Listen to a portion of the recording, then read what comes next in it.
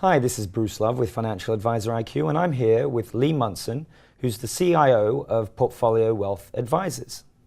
So these cases you've worked on over the last basically decade with this attorney you work with, is he mostly representing financial advisors or is it the investors? The stuff that I work on, he's representing the investors. He does a lot of business. He represents people who are breaking away, who might have been wrongly fired from major firms. He does a lot of work. But when I get brought in as his expert witness, it's usually the end client that is seeking remedy for what they feel has been a wrong to their financial portfolio. So you as a financial advisor, working as a sort of forensic investigator, if you will, sounds very sexy. I love that term.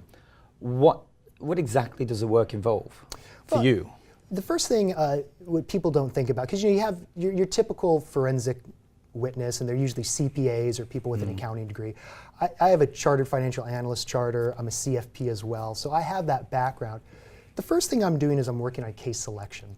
I'm working with the attorney who's brought me a case, or vice versa, and the first thing I do to add real value is I decide, is this a case that I think can be won?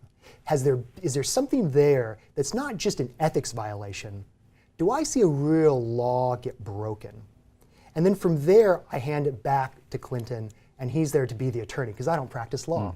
From there, then what we're doing is we're figuring out what would have happened if the portfolio was well managed. Right? So we have to figure out, because that relates to what the damages are.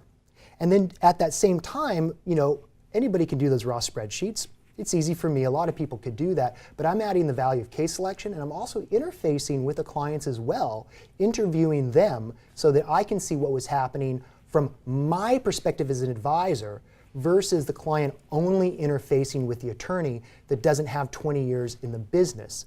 Then I come back and I can explain in lay terms, in simple English, here is what I think the advisor did, here's where I think they went wrong, and here is where or where not we have a case. And so that's hugely important because, again, most security litigators, they haven't been advising individual people for years and years and years, and they don't know how to catch a thief.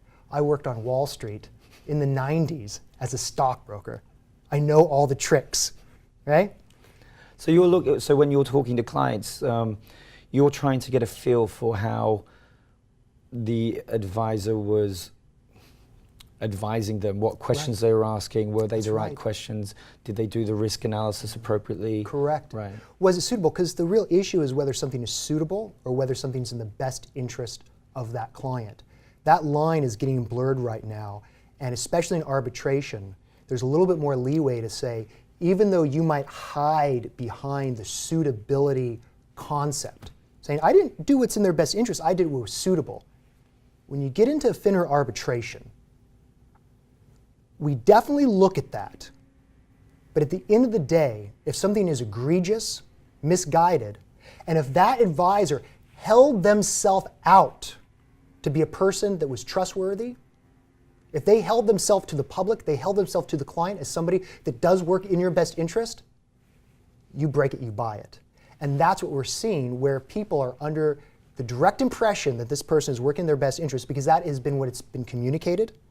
That's what we see in the email exchanges. We see this level of care. So you can't give a level of care for marketing purposes and then hold yourself to suitability rather than fiduciary. That's right. That's interesting. And that's what you can unearth in arbitration versus a federal court, right? So it doesn't sound like there's ever, or is there a smoking gun, or is it really a collection of things? Well, I always think there's a smoking gun because I'm in the numbers. I'll see some tiny little thing and say, that's it! Well, that and a dozen other things. There can be, in annuity cases, a lot of times there is a single document. There's usually a document that I will photocopy and put up on my whiteboard and say, it all comes down to that. This is the mistake, this is the smoking gun. But in general, you have to have, a half a dozen, you have to have multiple places of failure so that you can show a pattern of disregard for fiduciary responsibility. You have to show a pattern for creating hazard. You have to show a pattern that leaves the panel with the shock and awe that there must be financial remedy for what has happened. Lee, thanks so much. Thank you.